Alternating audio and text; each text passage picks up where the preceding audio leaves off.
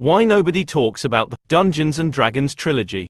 Dungeons & Dragons: Honor Among Thieves has generated buzz with fans of the iconic TTRPG, tabletop role-playing game, since the teaser trailer was unveiled at San Diego Comic-Con last year. Between actual play shows like Critical Role and Dimension 20 drawing in a generation of new players, and shows like Stranger Things familiarizing viewers with the IP, it's no surprise that the film has landed a spot on several most anticipated movies of 2023 lists. What may surprise audiences is that this isn't the first time D&D has taken a stab at the big screen. In fact, there are 3 official D&D movies. The first, simply titled Dungeons & Dragons, was a critical failure, pun intended, and factually true.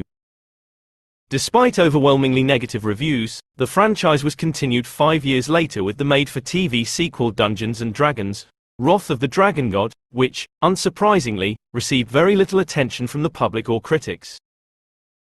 Those involved with the second installment must have passed their Constitution saves to keep going, or failed their Wisdom saves to stop going, because the third film, Dungeons & Dragons 3: The Book of Vile Darkness, was released 7 years later. Exclusively on DVD in the UK. Even someone with a negative insight modifier can see that many mistakes had to be made to reach this point, which raises the question, why roll the dice on making these movies? Well, to be fair, the team behind the first film didn't know production issues would have them rolling with disadvantage many times along the way. Let's get into it with a history check. Pre-production problems plagued Dungeons & Dragons. Since its debut in the 70s, the rights to Dungeons & Dragons changed hands a handful of times. At the time of Dungeons & Dragons' initial film rights negotiations, the IP was owned by game publishing company TSR. TSR was cautious to fund or approve a D&D film despite interest from filmmakers because studios were likely to reject the idea. So, Courtney Solomon, the eventual director and producer of the first installment, went on a trip around the globe to fund the film. Solomon envisioned a big-budget blockbuster with incredible visual effects. If you've seen the film, that sounds like a pipe dream compared to the final product, but at the time it seemed more attainable. Several directors were interested in the screenplay, reportedly including James Cameron and Francis Ford Coppola.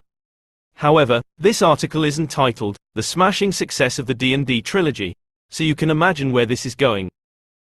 As it turned out, TSR's reservations were warranted. Studios turned away the project because of an alleged lack of interest and success in the fantasy genre. Fun fact, Lord of the Rings would premiere 1 year after Dungeons & Dragons. Anyway, disagreements over how to finance the film went on for so long that Wizards of the Coast, WotC, acquired the rights to Dungeons & Dragons from TSR during the process. WotC shot down Solomon's proposed $100 million budget. With the filming deadline approaching, WotC offered a $3.5 million budget for a much less financially risky direct-to-video film. After securing investors and more negotiations with WotC, the film's final budget landed in the middle at $45 million, which allowed for a theatrical release. Now that the budget and release format had been decided after 8 years of arguments, it was time to make a movie. What could go wrong? Nat ones across the board. To maintain authorial integrity, I should preface this section by admitting I was unable to watch Dungeons & Dragons 3: The Book of Vile Darkness because I don't live in the UK or own a DVD player, and I have never been happier about those two things. I thought Dungeons & Dragons was the worst movie I've ever watched until I saw Dungeons & Dragons: Wrath of the Dragon God, which made me consider asking my editor to drop this article and spare me. To be fair, getting Dungeons & Dragons to the production and post-production stages in the first place certainly wasn't easy, and the budget uncertainty undoubtedly interfered with the creative process. That being said, it's difficult to see what made filmmakers and investors excited about the project to begin with.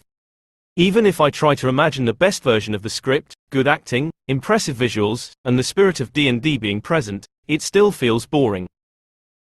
Maybe it's better that viewers got to witness the bizarre acting choices of Jeremy Irons, who seemed aware that the film was going to bomb and decided to have fun with it, or the cringe-inducing attempts at levity by Snails, Marlon Wayans, who thankfully dies halfway through.